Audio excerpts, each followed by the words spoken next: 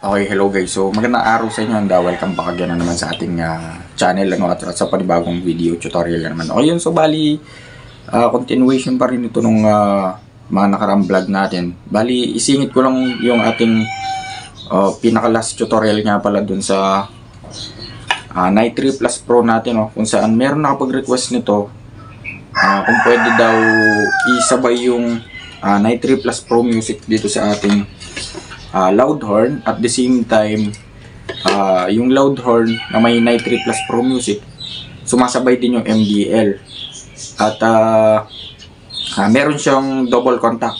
So meaning to say, pwede nating pagpalitin yung ating stock horn into loud horn gamit ang ating halo switch or halo switch, at pagkatapos dun sa may loud horn natin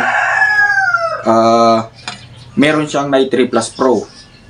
So meron na siyang loud horn na naka Night 3 Plus Pro, tapos kasabay pa yung MDL. O yun, so bali hindi ko na patatagalin pa, umpisa na natin yung ating video tutorial. O yun, so ito na mga boss, and nandito na yung ating mini driving light at yung ating mga gamit, so nandito na rin. So direct to the point na tayo mga boss. And kung first time nyo lang mag-install ng ganito, ng ganitong setup, so bali itong setup na to kasi is combo na, so meron na siyang stock horn, and yung stock horn na yon pwede mong gawing loud horn sa pamamagitan ng halo switch. So pwede mong pagpalit-palitin yung stock horn at loud horn, gamit nga yung ating halo switch. At the same time, yung ating loud horn na yon meron siyang Night 3 Plus Pro Music, or yung trending music horn, or yung pop-up na tinatawag. Ngayon dun sa pop-up na yon, sasabay pa yung mini driving light natin doon, So bali combo na siya. Okay, so bali hindi ko na patatagalin pa, umpisa na natin yung ating video tutorial. Yun, so bali kung ganito yung nabili yung mini driving light mga boss, wala siyang balas dito, wala siyang box na maliit. Yun, ganito yung color coding niya. At meron nga pa siyang kasamang switch, 3-way switch. So bali 250 pesos lang to. Yan, nabili natin sa Shopee at sa TikTok Shop. Ang una nyong gagawin, hanapin nyo yung kulay black. Yan, so pagsamahin nyo na yung mga tatlong wire na yan. So pagsamahin nyo na agad yung dalawang black, pagsamahin nyo na agad yung dalawang red, at pagsamahin nyo na yung dalawang yellow. Okay. Ngayon, kung hindi naman ganitong color coding yung nabili nyo, pwede nyong itest yan direkta sa ating battery. So pwede nyong itap yung black, kasi mga bossing, dito sa ating mini driving light kailangan natin ng negative dyan, kasi nga load yan. So kailangan natin ng ground sa load para umilaw yung mini driving light natin. Yun, meron kasing nag-comment last time dun sa may video natin na bakit hindi na daw kailangan ng ground dun sa switch natin. Natural switch yun, hindi naman load yun, switch lang yun. So meaning to say, dun lang dadaan yung source natin. Ba't mo lalagyan ng ground yung switch? Switch nga lang yun, di ba? So pwede mong ilipat sa switch yung trigger natin, maging negative trigger siya or positive trigger, pero wala siyang ground. Okay, so balik tayo sa ating tutorial. So para malaman nyo kung alin ba yung yellow at saka puti sa ating mini driving light, pwede nyo itest yan dito sa ating battery. So sa battery natin, meron tayong positive at negative dyan. So pwede nyo itest yan mga bossing. Iilaw at ilaw naman yan.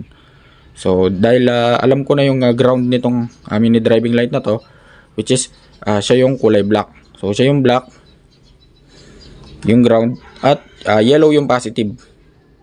So yellow yung positive, yellow din yung ilaw. Red yung positive, white yung ilaw. So ganun lang kasimple mga bossing. Okay, ngayon dito naman tayo sa ating ignition switch. Yan. So dito muna tayo sa ating ignition switch. Kung saan ito yung punot dulo ng ating tutorial. So lahat konektado dito, tulad yan ang sinabi ko. Mapa 2 wires or 4 wires, dalawa lang yung hahanapin natin diyan. Yung red wire at yung accessory wire na tinatawag. So kung 4 wires yung susian nyo, wala kayong gagalawin sa green at saka sa black na may stripes na white, kasi wala tayong gagamitin dyan. Yun. So dito lang tayo mag-focus sa red at saka sa black. Kung wala naman kayong ignition switch tapos gusto niyo maglagay and bumili kayo, ayun. So kaya hanggang dito tinuturo natin. So itong red kasi siya yung itatap natin dun sa positive terminal ng battery. Ayun, so bali tap na natin siya agad. Yan. So tinap na natin yung red mga boss sa positive terminal ng battery. Pero bago 'yon, dapat meron pang fuse yan, ano? Yung stock fuse ng motor natin, which is located sa tabi mismo ng battery or saan mga lugar sa may compartment natin. Pero dahil wala tayong extra fuse, direkta na nating tap sa may positive terminal ng battery.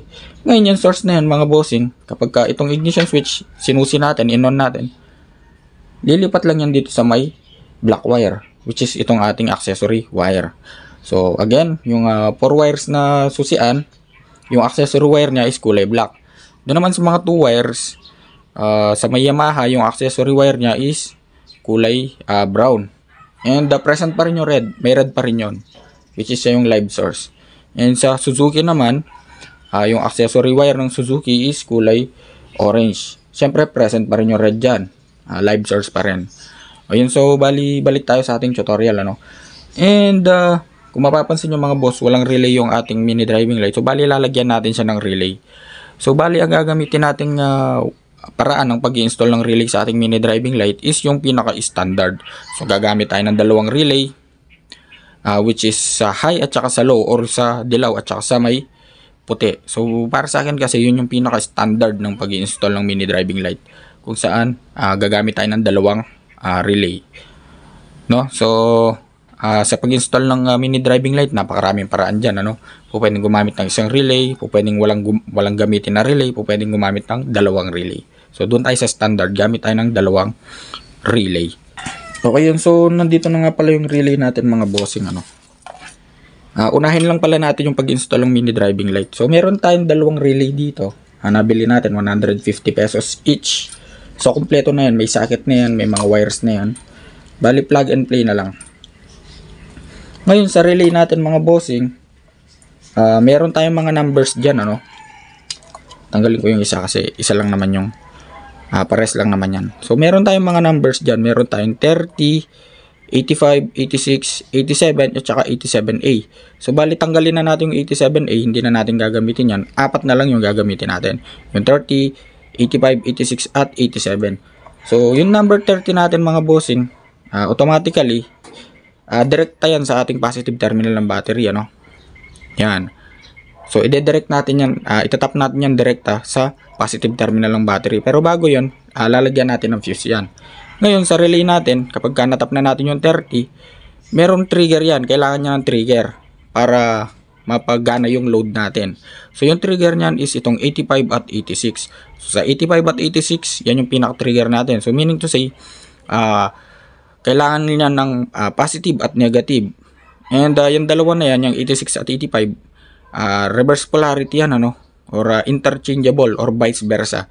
Pwedeng magkabaliktad yan. So pwedeng maging negative yung 85, pwedeng maging positive yung 86, or pwedeng maging negative yung 86, pwedeng maging positive yung 85. So source lang yan mga boss, ano. Diyan lang papasok yung source, yung positive at negative, para matrigger yung 30 at ibato niya sa 87 yung load, para yung load natin gumana. So ganun lang kasimple. Balik na natin yung ating socket. So sabi dito yung 30 siya yung kulay red, tapos yung 87 siya yung output ng ating relay. Tapos yung dalawang dilaw, yan yung 85 at 86, yan yung trigger. So kaya nga dalawang dilaw siya, regardless kung magkabaliktad, okay lang.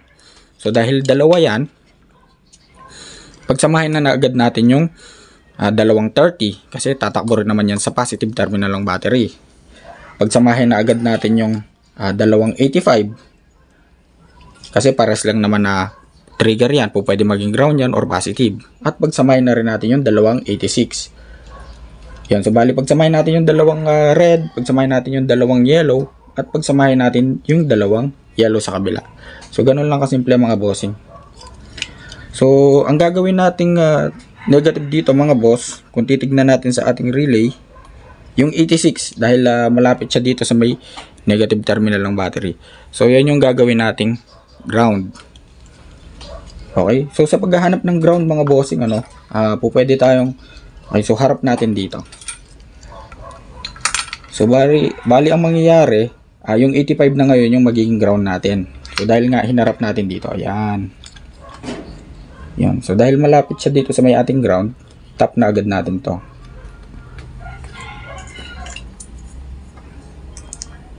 Okay, so meron ng ground yung ating trigger or yung ating relay.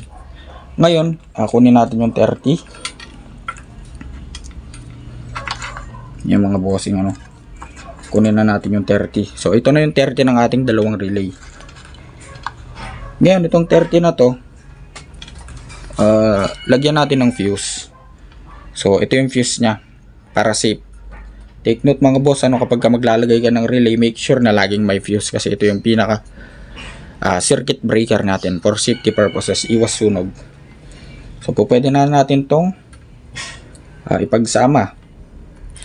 Ayan, so bali ako, ganito lang yung gagawin ko kasi nga tutorial lang naman para hindi na ako mahirapan magbaklas at hindi na ako tatanggal ng electrical tape. Okay, so connected na yung isang wire nating fuse na may fuse box. 10 amps nga pala yung laman ng fuse natin, So itatap na rin natin yan sa positive terminal ng battery. So dito natin didaan sa likod para hindi siya makalat tignan. So pagsamahin na natin yan. Okay. So dahil wala tayo sa actual na motor mga bossing, lahat ng ground natin itatap natin sa negative terminal ng battery. Pero kung nasa actual na motor kayo, pwede kayo mag-tap sa chassis. Basta good source siya, walang pintura, walang kalawang, at saka nakatornilyo ng mabuti.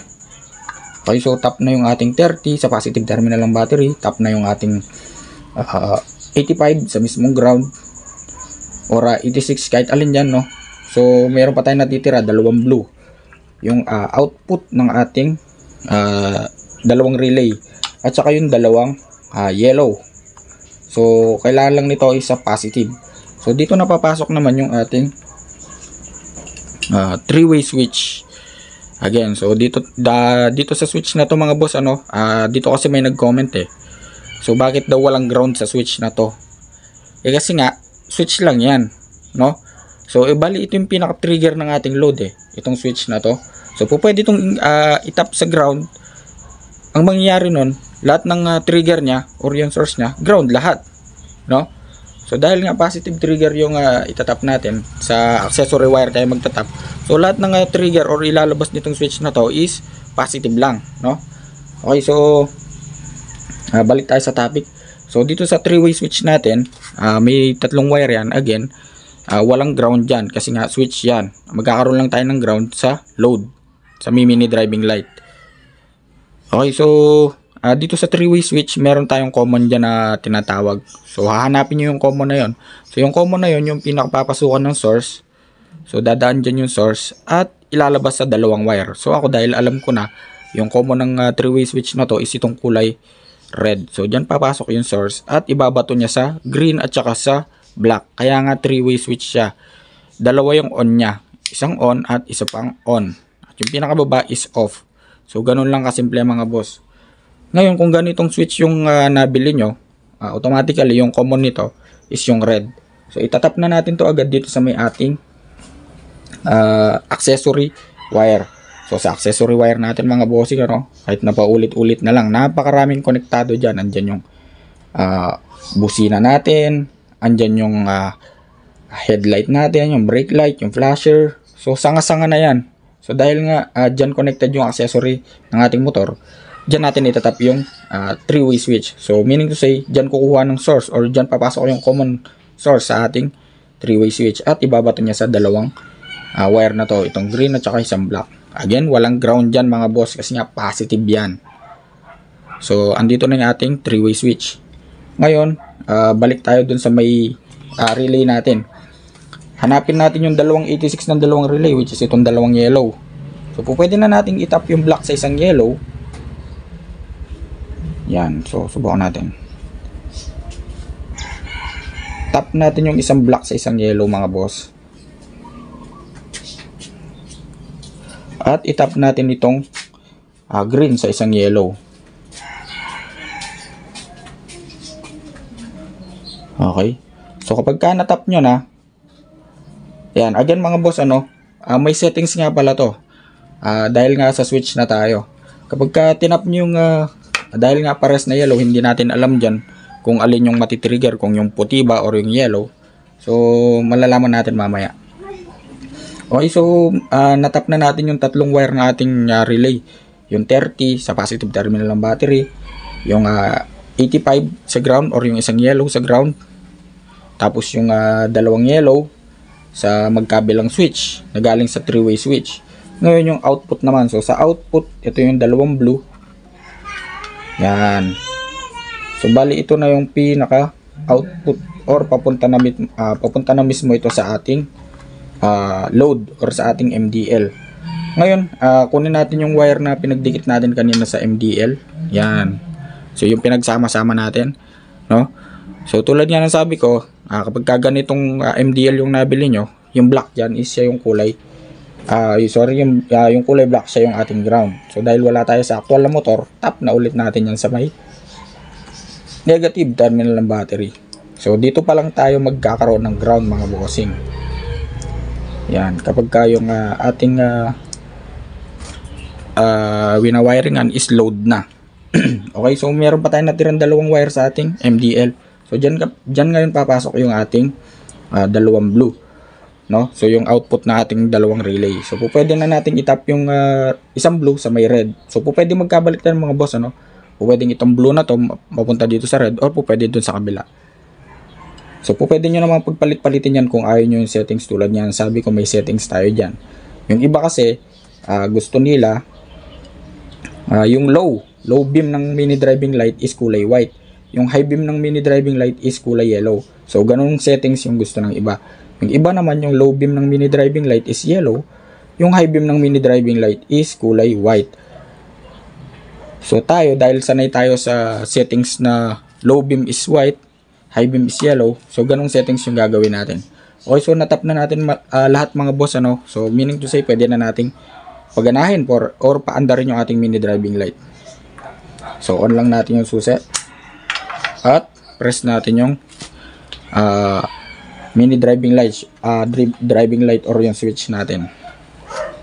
So may dalawang relay tayo, ginamitan natin yung dalawang relay, Okay, so tumama tayo mga bossing. Unang switch is white, pangalawang switch is yung yellow. Ngayon kung ayaw nyo naman yung ganyang settings, pwede nyo namang pagbalik ta rin yan. Pwedeng pagpalitin nyo tong blue na to, ilipat dun sa kabila or vice versa para hindi na lang humaba. Pwede yon.